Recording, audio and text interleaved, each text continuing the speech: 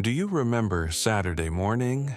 The TV is on, cartoons are playing, and you're eating a big bowl of your favorite cereal. Tony the Tiger, Cap'n Crunch, Lucky the Leprechaun. They felt like your friends, but they weren't. They were salesmen, and they were selling you a lie. This is the story of how Big Cereal hijacked your childhood and turned breakfast into dessert.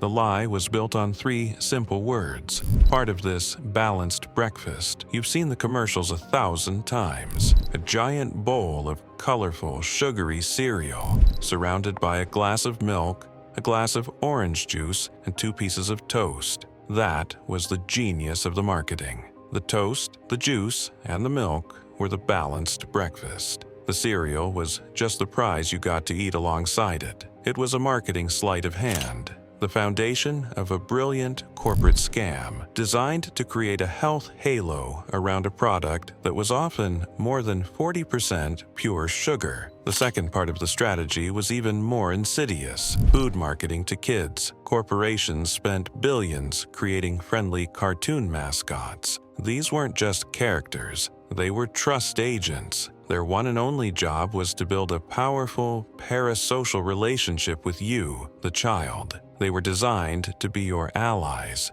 They made eye contact with you from the grocery store shelf, often looking slightly downwards to meet a child's gaze. Characters like the Trix Rabbit were always trying to outsmart the boring adults, making them a co-conspirator in your quest for fun and sugar. This is a textbook example of applied marketing psychology, a tactic known as pester power. The goal was to make you, the child, so emotionally attached to the character that you would beg your parents for the box with your friend on it. To seal the deal with your parents, they covered the box with more health claims, fortified with 8 essential vitamins and minerals.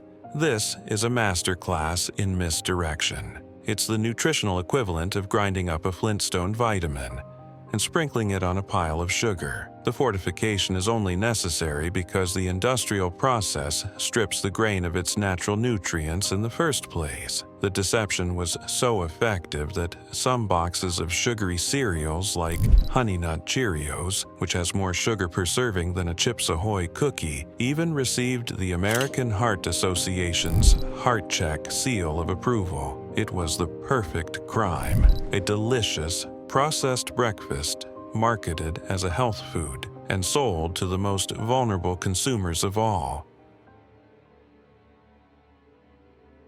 The marketing myth was designed to get you hooked, but the economic model is what made Big Cereal one of the most profitable industries in the world. It is a masterclass in turning almost worthless raw materials into a premium-priced product. And it starts with 2 of the cheapest, most abundant ingredients on Earth: cheap corn and sugar.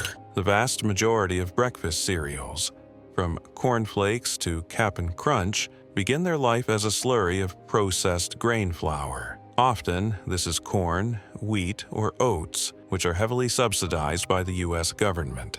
So, what is a subsidy? It's basically when the government pays farmers to grow specific crops, like corn and wheat. This system, which began after the Great Depression to ensure a stable food supply, has a modern consequence: a massive, permanent oversupply of these grains. This makes them artificially cheap, and while that can help farmers, the real winners are the big cereal corporations. They get to buy the raw materials for their products for pennies on the dollar. They take this cheap grain slurry, mix it with huge amounts of sugar or high-fructose corn syrup, and then feed it into a machine called a food extruder. The extruder is the real magic behind the processed food industry's biggest trick. It's a giant, high-pressure screw that heats the slurry into a cooked dough, forces it through a small die to create a shape, like a Cheerio or a Fruit Loop, and then uses a sudden drop and pressure to make it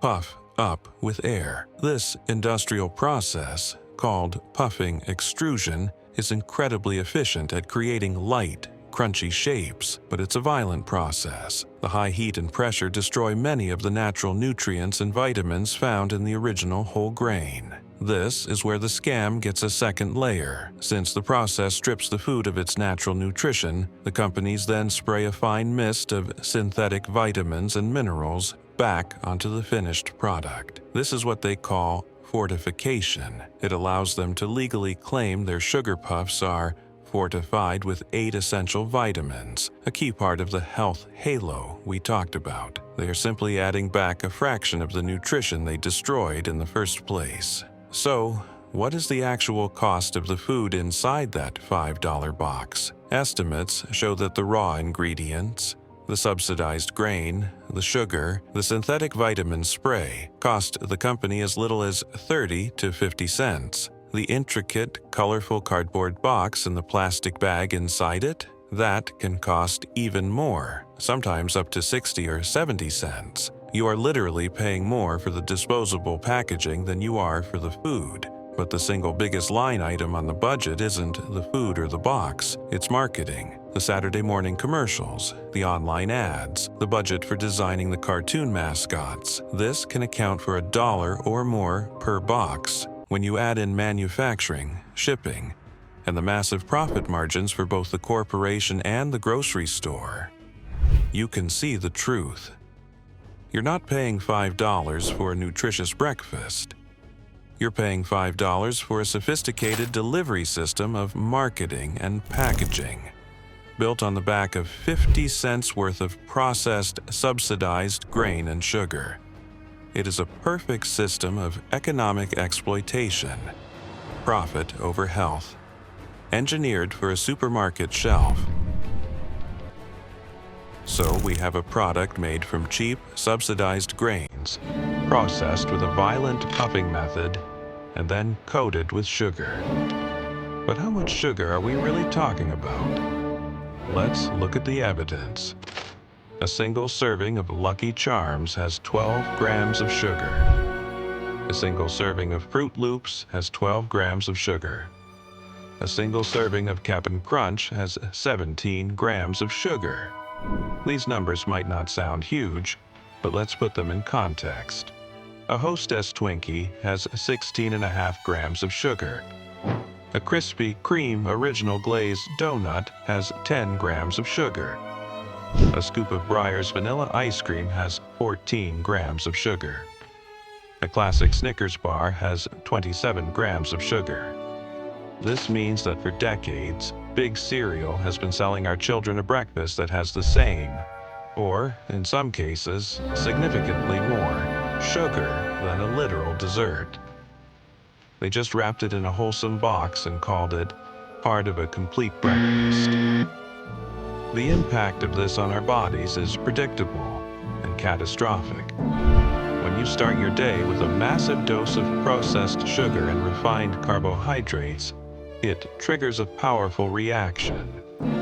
Your blood sugar spikes dramatically, giving you that brief, happy sugar rush. Your body then releases a flood of insulin to deal with the sugar assault. The insulin does its job, pulling the sugar out of your bloodstream. But it often overcompensates, causing your blood sugar to crash a few hours later. This is the dreaded mid-morning crash. The feeling of fatigue, irritability, and brain fog that hits you around 10. And what does your brain crave when it's in that state? More sugar, more quick energy. It's a vicious cycle of sugar rush, insulin spike, and energy crash. And it starts the moment you eat your breakfast. Over years and decades, this daily cycle takes a heavy toll. It's a major contributor to the epidemics of obesity, type 2 diabetes, and metabolic syndrome that have swept across the nation. This isn't an accident. It is the predictable outcome of a business model that prioritizes profit over health.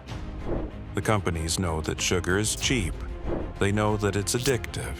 They know that marketing it to children is the most effective way to build a brand for life.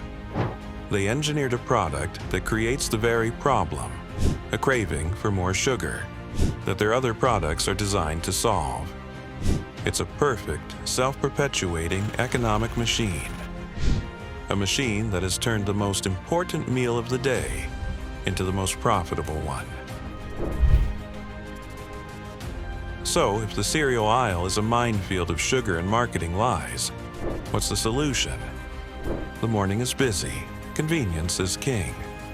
Big Cereal knows this and they exploit it. But the truth is, a cheaper, healthier, and faster breakfast has been hiding in plain sight all along. This is the breakfast takedown. First, oatmeal. A giant canister of simple, rolled oats costs less than a single box of brand-name cereal. It's packed with fiber, a complex carbohydrate that provides slow-release energy for hours, not a quick sugar crash. And it takes 3 minutes to make in the microwave. Second, eggs. A dozen eggs is one of the cheapest and most efficient sources of high-quality protein you can buy. Protein keeps you full and focused, killing the craving for a mid-morning snack.